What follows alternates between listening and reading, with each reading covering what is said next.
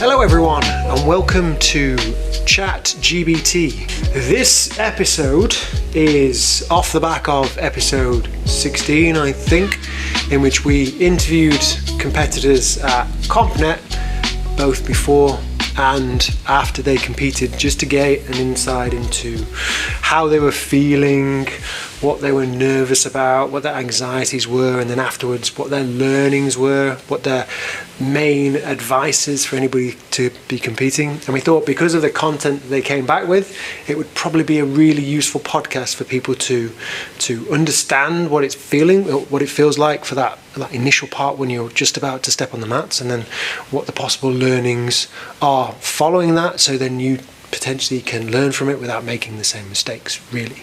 That's the idea of it. And then we have Professor Gabi here as well.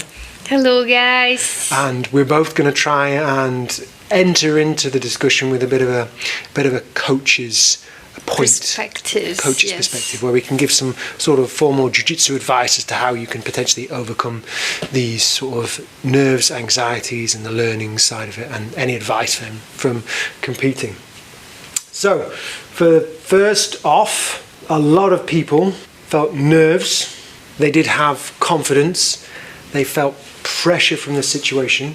So we're going to try and break down these things first and then build up. So it's kind of going to happen in 3 parts. Exactly. And just to give you more context as well. So we were able to do a couple of interviews on site on the day of the competition. If you haven't heard that, please check it out. Oh, it's great. Some funny moments in there. Because we had great inputs from the people who competed. Yes. So I highly recommend you to check that episode. Yep, so let's just name check them as well. So we had our competitors. We had Kay, we had Adam, we also had Levi, Rich and Dassen. So only 5 of the adults. There were a number of others competing. We took their 5 stories and built this podcast or podcasts as a result of it.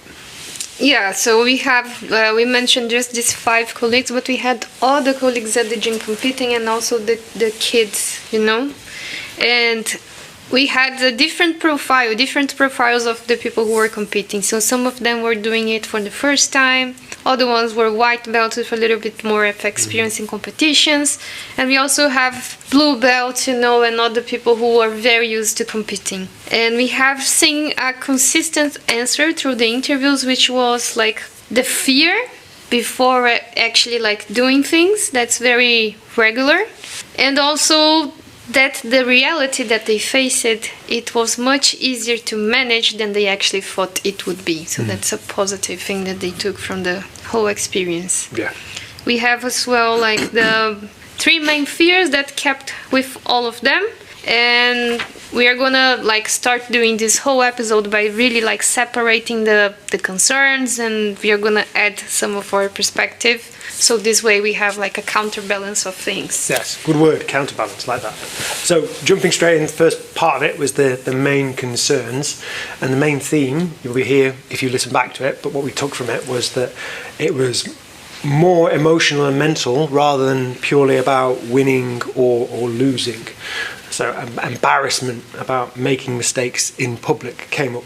This was for first timers and white belts. It was clear following the interviews with the people who'd competed more frequently that these fears weren't there when they were doing it. So this is all about them just serving more time in a competitive environment to be able to allay those fears that they have about making mistakes in public, because they've been there, they've done it, and it didn't matter. So ultimately that's what it came down to, is they didn't want to freeze, they didn't want to mess up publicly, and they didn't want to be seen trying and making mistakes in front of others, which jiu-jitsu and public speaking and a lot of other things is basically the main fears that people have if they haven't done it before, really. So at competitions, most people are focused on their own performance, their own match. And a lot of people, because of so many things that are happening around, they're not purely going to be focused just on you, on what you're doing. And we live in an area where people don't really care too much, unfortunately so, about you as an individual. Nobody cares, really. Doing your best and being proud that you've done your best is the most important thing. Exactly. So regarding the embarrassment, I think it's just part of our nature to not want to be embarrassed. because we feel too much self-awareness, all of that. So it's something that is with us. It doesn't matter what we are doing. But in this context of the competition, this fear of the embarrassed just get higher because there will be people watching, there might be some cameras of people recording the fights, the matches. But you know, I think that if you are the first time competing, if it's your first time, you don't need to be perfect. You know, you can like stick to a small plan of like, we're starting from standing, so I will try to pull guard. You know, I will practice this, or you know, I'll not allow them to put grips on me. So it's like having a first plan A, and not feeling so much pressure in case like things doesn't go how you have planned it. You know. Yeah. So if you are able to put together an idea, a simple plan of what you're supposed to do, you're basically making your brain more comfortable and predicting more what could happen. That's gonna definitely calm your nerves. Yeah. And you can just put together like a simple sequence, you know, it doesn't need to be like, pull guard and I need to know all the steps. So you can make a plan that is more reduced, like really more simplistic, like taking a very long, deep breath, you know, you are the one that needs to make the first grips. And you have to always be careful with your posture, your balance. So this could be an easy plan for you to remember. No, so a plan that only has 3 steps and that you will be able to stick to it. Yeah, very straightforward. So we know that the brain gets skittish if there are uncomfortable circumstances that it can't calculate. So it then creates a crazy plan and what if. So if you give it something that's straightforward and easy for it to execute, it will then focus in on that. And focus then is another thing that will come up as a part of the learning part of it. But embarrassment reduces when you have a clear job to do, really, immediately at that point. And if you also have this clear plan, once you achieved it, then everything else just feels a little bit easier in the sense of like, oh my gosh, I was able to do the thing that I put myself to, you know, to do the things that I planned. So what was the second concern that you Well, noticed? the second concern was not getting submitted in the first 30 seconds. Yep. We've all watched UFC, BJJ, we've all seen that happen, we've all seen other competitions, and it is, because if you're already fearful about putting yourself out there in public, then getting submitted so soon on into it, regardless of how much it's cost you to get there, then that can be a very, very real feeling. Yeah, and this concern, everybody had this concern. Yeah. If you ask me, I don't compete, but if you ask me, would you like to compete? Like, no, because I'm scared of the 30 seconds submission, you know? It's the kind of concern that everybody would like to finish a fight that fast, but no one's want to have their fight ended that fast. And you know, that's like, because it's like you want to give it, but you don't want just to receive the scenario. Because it's so like anxiety provoking and putting yourself out there, you want it to be over as quickly as possible.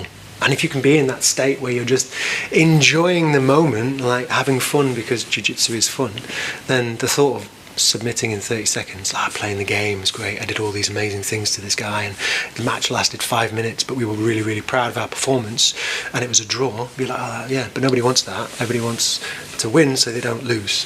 Of course. Yep. So everybody had this fear regarding the submission of the 30 seconds.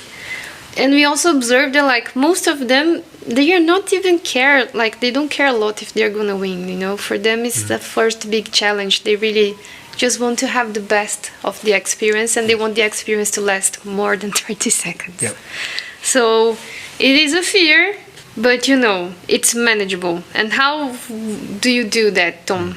So I remember when I was talking to my professor early on about competing, and the fear was there. I'd always raise that as a fear. 30 seconds, I don't want to do it because I might get submitted after 30 seconds. And he said, you can dance around for 30 seconds. You go in, slap hands, bump fists, and you can move around in a circle. Pretend to make grips, look like you're doing something. And all you're doing is breathing, concentrating and focus, counting down in your head, moving away when he moves forward. That's it. 30 seconds has gone by. Then you can start to, get your grips. Breathe. Remember your plan. No, if you can't remember your plan, you've drilled the plan so frequently, your brain is taking over anyway, and you're just in the moment of whatever happens. So, but always in that situation, make sure you remember the plan. You're doing things to support your brain. Your posture isn't all over the place. You're not trying to grip without your fingers, this sorts of straightforward things. You're not running at your partner or your opponent with your head down, prime guillotine territory. You're doing the basics. Like a cow, like a bull. Yeah, a raging bull. You're doing the basics, the fundamentals right and well, and you're avoiding early mistakes. 30 seconds goes by. After that fear's gone. That's it. So concern 3 then, Professor Gabi. Wow, this one is also related to our nature, I guess, like this fear of putting yourself out there. So it's just a fear of being judged and to showing yourself vulnerable to others, you know. So you are kind of concerned that your self-doubt will end up becoming real in public. And I think it's just like competing is not necessarily a statement that you are already amazing. No, because everybody can compete. You don't need to be amazing in jiu-jitsu to compete. It's much more about how you are willing to learn in front of other people. You know, taking the risk of like giving your best in a fight and that still not being enough. And what can you improve? So having this idea of like putting yourself out there can be very positive because you don't know. You can end up the fight not winning, like losing by points or by a submission. But then at the end you can end up making some new friends and people are actually like, man, I think you did a great fight. A huge learning opportunity from it. Your mindset when you go in is about, what am I going to learn from these next 5 minutes? Okay, what am I going to learn about myself or about jiu-jitsu? And it gives you that feedback. Okay. Is that thing that I don't know who said that phrase. There is no losing. Either you win or you learn. Master Carlos, yeah. There's no win or learn. Basically, that's it. Like we heard from Kay in his podcast, he wouldn't have learned the things that he's learned subsequently following his loss that he would have learned when he won, because he would have been celebrating the fact he won. And maybe down the line, he would have then like interrogated his performance and got those learnings. But now, after that, he got those straight away. So we come to this position now where we have the learnings that we taken from those interviews from the individuals that have come back and said, well, as a result of what happened, this is what my main learning was. So the first one, and it's really important, is that their decision making mattered more than their physicality. So what do we mean by that? In the moment, they felt the choices that needed to be made weren't, because they relied far too much on strength in that situation to try and get them through a scenario which, if they'd focused more on technique, they would have come out potentially in a better position or with a better result. That potentially comes from the fact that they are in a situation where their mindset isn't right and adrenaline has spiked them to the extent they aren't focused. They haven't got that routine that allows them then to settle and breathe and focus in on what they should be doing the basics well, and their sort of lizard brain has taken over and it's fight or flight. Strength is the only thing that's going to get me out of this. I don't think rocks swim very well, so being a rock is not great. So you need to be like water to survive in the sea. To flow, to be able to, to adapt. To adapt. To adapt. I think the most important word is that adapt. Yeah. So what, Professor, could potentially have helped in those situations? Yeah, I would say that like if you're going to the competition, it's nice if you have some awareness of positioning. So for example, what's the position that I am right now? So, okay, they pulled guard on me. Well, so now I know that I need to pass the guard. After I pass the guard, I go to a dominant position, stay there, stabilize, and then try a submission.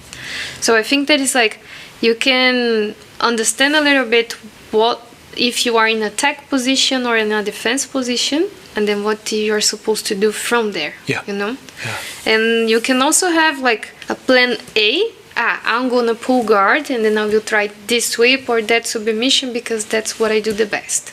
But my plan B is, what if they pull guard? Well, then I need to know at least one guard pass and maybe another dominant position or submission. That's what I would say, like try to organize your mind on possible scenarios, but at the same time don't overthink. Yes. You know, because jiu-jitsu has infinite scenarios. If you're does, gonna, of course, yeah. Because if you have that plan A, it all goes out the window when you get punched in the mouth. If plan A was the best plan, how do you get back to plan A? What do you need to do? If you want to pass guard, but if your main plan was sweeping to be on mount, how am I going to pass guard effectively to get to mount? And then from mount, I can get back onto planning. Submission, yes. So it's like adaptation again. Adjusting the things, the plan that you have to try to achieve your main goal. And then what else do they have to be written down as learning? Focus. Not getting stuck in the head. I think that comes from the discussions we've had previously about what you're nervous about, what you're anxious about, what you're fearful about, what's taking control of your subconscious and not focusing you on where you need to focus, focusing you on the what ifs. I don't want to do this, I don't want that to happen to me, rather than I'm in this moment right now, how do I stay present in this moment, rely on the fact that I've prepared, my routine is set, and then I'm ready to go. So I think that's one of the learnings, is that how do I get into that state? How do I not let myself become so overwhelmed by everything that when I get onto the mats, I just want it to be over? And by that time, I've had such an adrenaline dump, I don't have the energy in order to get through this. I want it to end, almost end before you even start. I think you said a very good word in like your whole answer. You said about like being present. And I think that like when we are present, we are basically unable to think about the past or the future. Yes. And we are totally focused. So to keep it simple, I think that the job that you have is really like be present and try one step at a time. One thing at a time. Don't try not to get overwhelmed or try to do everything at the same time, because it's not going to work. Nope, that's it. So if you go into there with several ideas of a takedown and the situation doesn't present it, or it does, but all of those could work at the same time, then you don't know which one is going to work, which one you're going to use, and you end up losing out on the opportunity. Have one, excellent, but when you go into it, have that focus, have that breath, have that routine that starts you off, so that when you get into that position, you're not necessarily thinking about what to do. It just happens because your body knows what to do. So in resume, focus is about attention, it's not intensity. Yes. So one of the other learnings that we gave, because this is jiu-jitsu, one of the other learnings that came up, I think is probably one of the best ones, because it's a sport and we do it because it's fun. So what was the feedback from some of the chaps? Have fun! Wow, really? Yes, have fun. The fact that you're competing, there will be a winner, loser. It doesn't mean that you cannot have fun and give your best.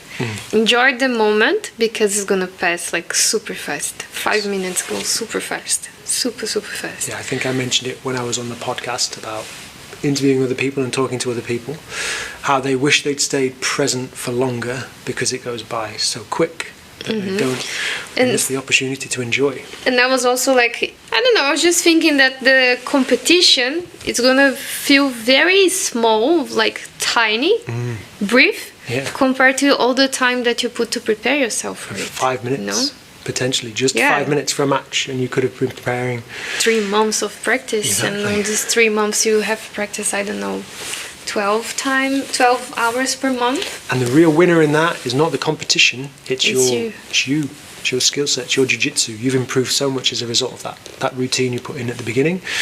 You get to the competition, regardless of what happens, the learnings come out of it, but you are a better jiu-jitsu practitioner as a result of the time you invested at the back end to get ready for the competition. Always the case. Yeah, so like try not to be extremely nervous, overthinking or whatever. Be in the present moment so you can enjoy the fight. Enjoy the fight. It doesn't matter if you win or you lose, just enjoy it. It's fun.